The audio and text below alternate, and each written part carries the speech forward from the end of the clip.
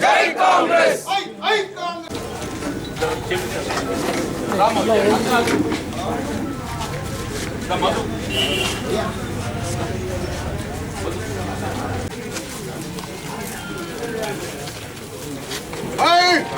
कांग्रेस जय कांग्रेस हाय कांग्रेस జై కాంగ్రెస్ మల్లికార్జున ఖర్గే నాయకత్వం మల్లికార్జున ఖర్గే నాయకత్వం సోనియా గాంధీ గారి నాయకత్వం జీవనన్న గారి నాయకత్వం రేవంత్ రెడ్డి గారి నాయకత్వం మా బేటా కా బలిదాన్ याद करेगा हिंदुस्तान మా బేటా కా బలిదాన్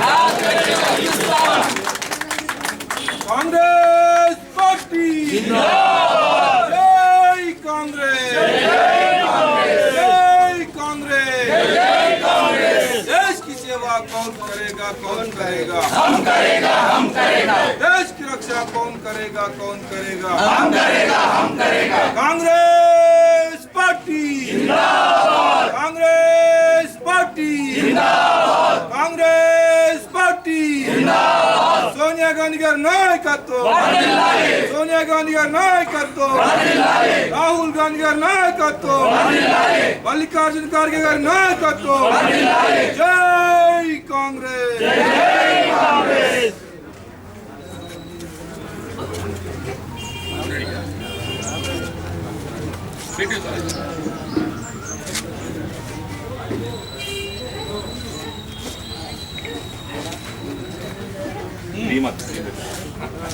అందే మొత్తం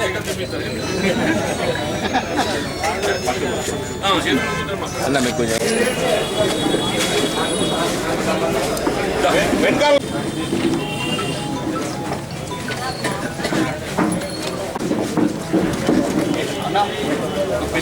నింపుతుందా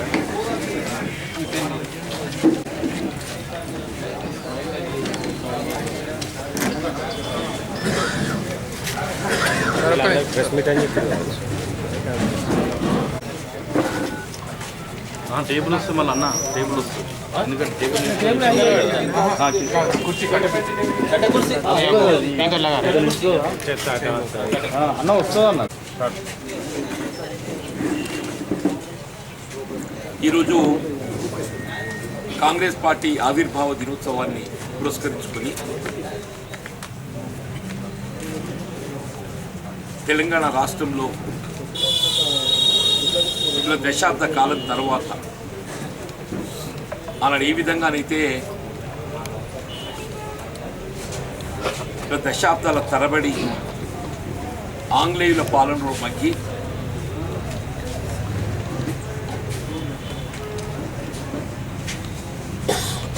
స్వేచ్ఛా స్వాతంత్రాలు లేకుండా ఒక నియంతృత్వ పాలనను అనుభవించడం జరిగిందో దాని నుండి విముక్తి పొందటానికి కొరకు ఏదైతున్నదో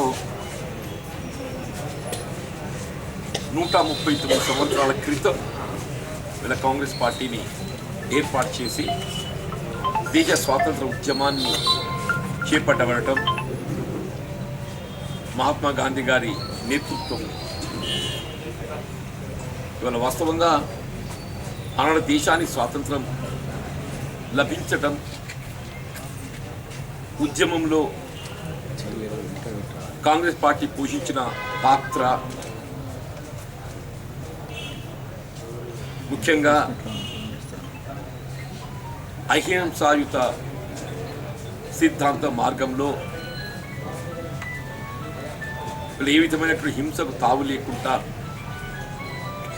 భారతదేశానికి స్వాతంత్రం సిద్ధింప చేయడం జరిగిందో అందులో పండిట్ జవహర్లాల్ నెహ్రూ గారు, మహాత్మా గాంధీ గారు, సుభాష్ చంద్రబోస్ గారు, అబుల్ కలాం ఆజాద్ గారు, వల్లభాయ్ పటేల్ గారు, ఈ విధంగా ఎందరో మహానుభావుల ఉద్యమ ఫలితంగా దేశానికి స్వాతంత్రం పొందడం జరిగింది. ఆ స్వాతంత్రానికి ఏదైతుందో అర్థం పొందే విధంగా దేశ స్వాతంత్రానంతరం దేశ సమగ్రతకు, ఐక్యతకు ప్రాణాలు అర్పించి ఈ దేశ సమగ్రతను కాపాడినటువంటి ఒక మరి ఘనత గొప్పతనం కాంగ్రెస్ పార్టీకే ఉంటుందని చెప్పాలి, తప్పదని చెప్పాలి.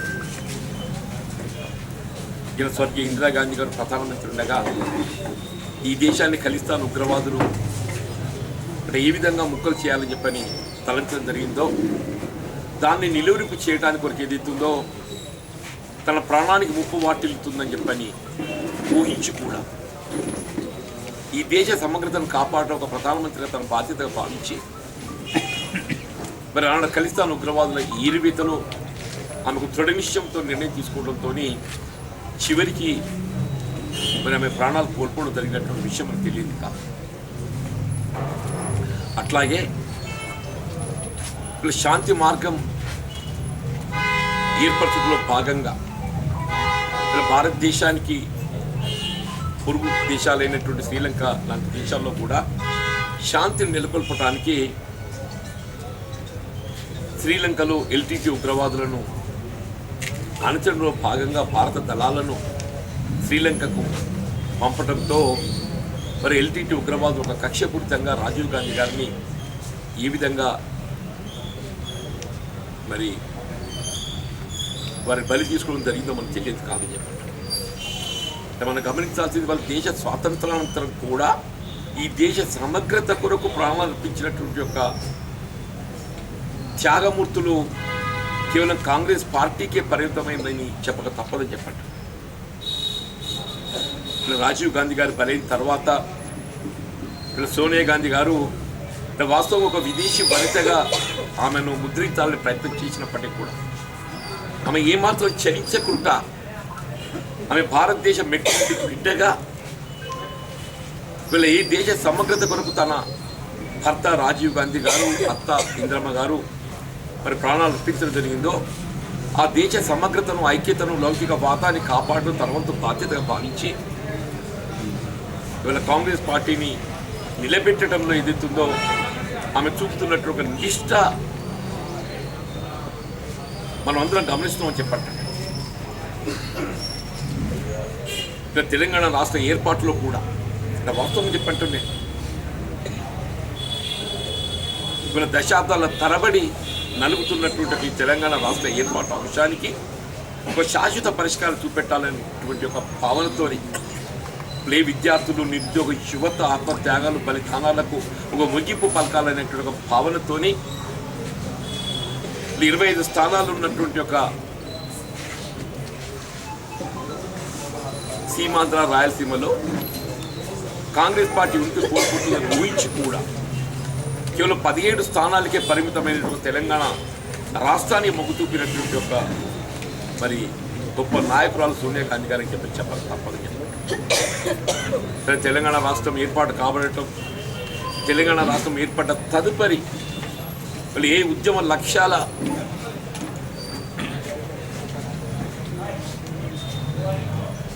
దృష్టిలో ఉంచుకొని రాష్ట్రాన్ని ఏర్పాటు చేయడం జరిగిందో రాష్ట్రం ఏర్పడ్డ గత దశాబ్ద కాలంలో ఉద్యమ లక్ష్యాలు పూర్తిగా నీరుగార్చే విధంగా వీళ్ళ ఉద్యమ నాయకుడిగా భావించానాడు 2014 కానీ 18 కానీ కేసీఆర్ గారికి మరి ప్రభుత్వం ఏర్పాటు చేసే అవకాశాలు కల్పించడం జరిగింది.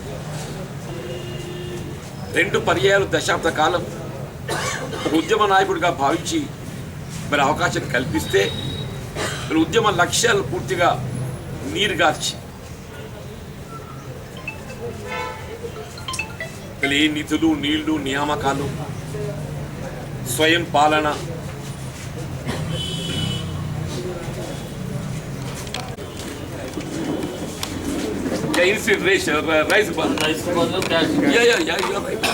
ఇప్పుడు నిన్న ఉత్తమ్ రెడ్డి గారు కూడా వ్యక్తం చేసింది ఈ బియ్యం పంపిణీ అనేది ఏదైతే రీసైక్లింగ్ అవుతున్నది దాన్ని వినియోగిస్తలేదు దాన్ని ఏ విధంగా అరికట్టాలని కూడా మేము ఆలోచన చేస్తున్నాం చెప్పని అంటే అయితే మనం నాణ్యత గల బియ్యం ఇచ్చినట్లయితే అందరు తింటుంది నాణ్యత లోపించడంతో దాన్ని తినడానికి ఎవరు కూడా ఇచ్చగించడం లేదు మనం కల్పించే రైస్ నాణ్యతతో కల్పించాలని చెప్పిన ప్రభుత్వం ఒక ఆలోచన నెంబర్ 1 ఉంది.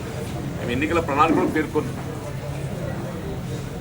సన్న బియ్యం ఇస్తామని చెప్పి దానికి అదనంగా ఏదైతుందో ఈ రీసైక్లింగ్ అదుపు చేయాలంటే మిల్లర్లను అదుపు చేస్తే రీసైక్లింగ్ అదుపు ఇప్పుడు మిల్లర్ల అదుపులో భాగంగా ఎదుగుతుంది ఎట్లయితే ఇక్కడ మిల్లర్లపై స్టాక్స్ వేరియేషన్ దాని దారులు చెక్స్ అవుతుందో మొత్తం రాష్ట్రం అంతా అవుతున్నాయి.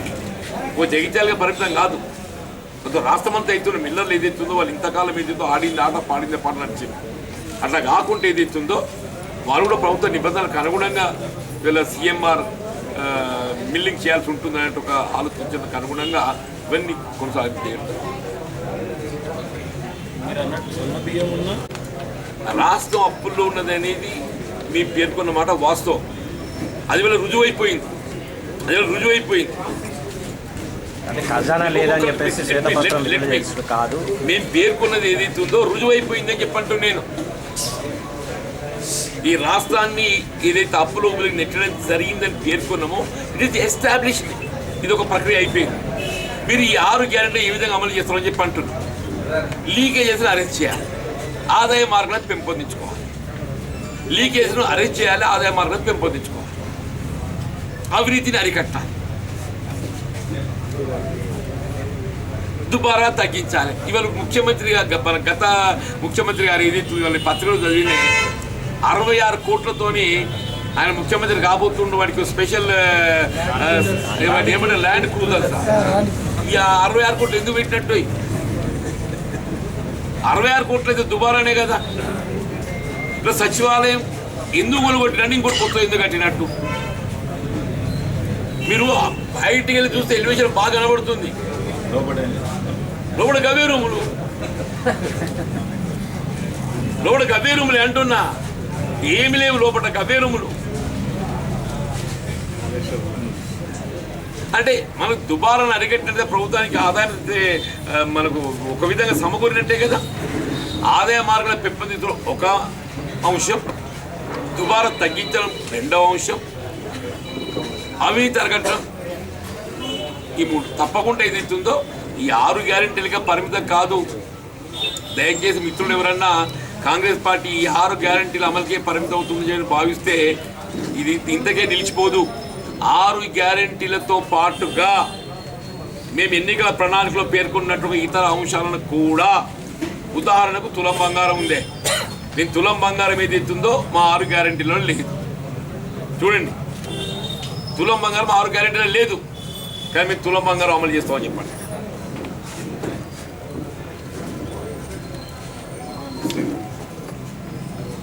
జనవరి 1 నుంచి 200 యూనిట్ల లోపు ఉన్న వాళ్ళు విద్యుత్ వినియోగదారులు బిల్లు కట్టద్దని కవిత పిలుపునిచ్చింది. కవిత కవిత ఆమె ఏంది అని నాకు అర్థం కాదు. నిన్న తెలంగాణ బొగ్గుగని కార్మికులు బుద్ధి చెప్పినా ఇంకా ఆమెకు రాలేదా? ఆమె తెలంగాణ బొగ్గుగని కార్మిక సంఘానికి గౌరవ అధ్యక్షురాలని చెప్పి అంటున్నా. ఇలా గతంలో గుర్తింపు పొందినటువంటి ఒక యూనియన్గా ఉండి ఇలా ఎన్నికలు పోటీ చేసే స్థాయి కూడా కోల్పోయింది. ఎట్లయితే రాష్ట్రంలో ఇక్కడ ప్రభుత్వం ఊడిపోయిందో తెలంగాణ బొగ్గుగని కార్మిక సంఘం ఏదైతుందో ఎన్నికలు పోటీ చేసేటువంటి యొక్క స్థానాన్ని కూడా కోల్పోయిందని చెప్పి అంటున్నా. నువ్వు పోటీ చేసి ఓడిపోవడం గెలవడం పక్కన పెట్టు, ఆమె అనుమానం అక్కర్లేదు హరిగారు. ఆమెకు అనుమానం అవ్వకుండా అమలు చేస్తాం.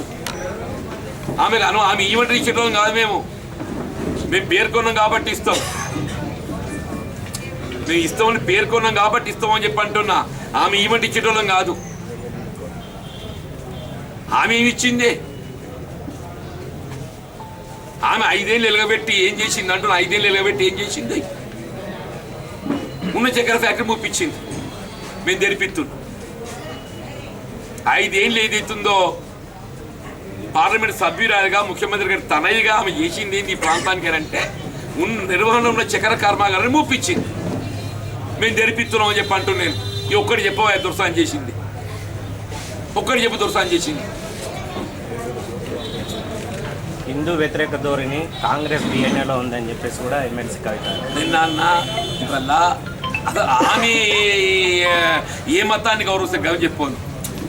మేము ఇప్పుడే చెప్పిన హిందూ మతాన్ని గౌరవిస్తామని చెప్పానా, మేము సెక్యులర్ వాదం అని చెప్పానా. నేను ఇవాళ అల్లాను కీర్తించే వారిని కూడా గౌరవిస్తామని చెప్పంటూ నేను, యేసుప్రభుని కీర్తించే వారిని కూడా గౌరవిస్తామని చెప్పంటూ నేను. ఒక బతుకమ్మ ఆడగా మీ హిందూ మొత్తాన్ని గౌరవించినట్టు అయిపోయిందా?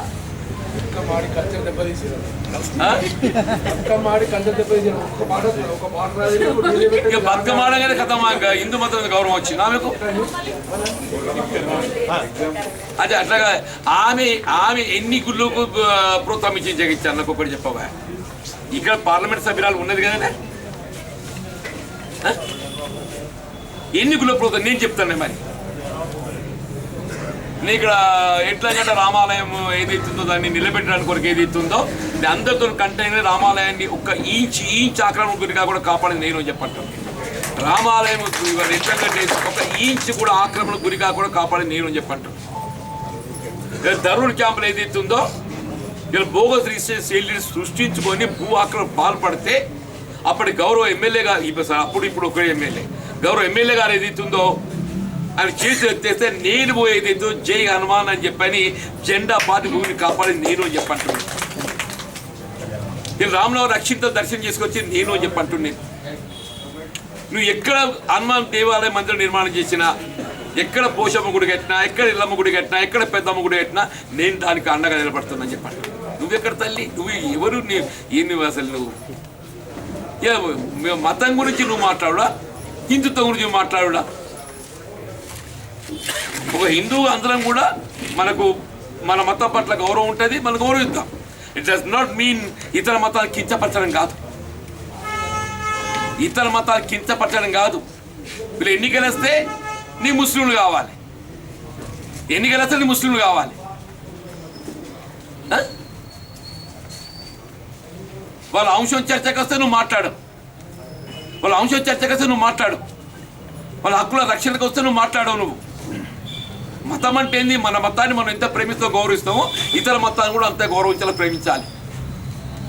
నా మతాన్ని ప్రేమించడము గౌరవించడం ఎంత బాధ్యత భావిస్తామో ఇతర మతాలను గౌరవించడం కూడా అంతే బాధ్యత భావించాలని చెప్పి అంటున్నా.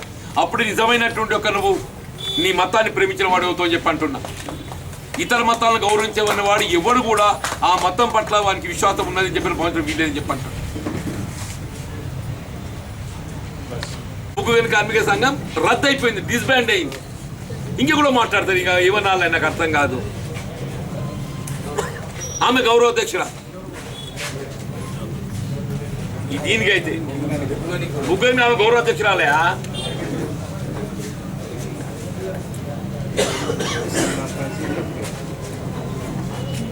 ఇప్పుడు మొత్తం 40,000 39,000 ఓట్లు 30,000 ఓట్లు పోలైతే 1000 ఓట్ల లోపల వచ్చినాయి. అంత అదే నామినేషన్లు ఉన్నాయి, తర్వాత చేతులు ఎత్తేసింది. ఒక్క కాడ 700 ఓట్లు వచ్చింది, ఒక కాడ. మిగతా కాడ 5, 4, 3, 2 వచ్చింది.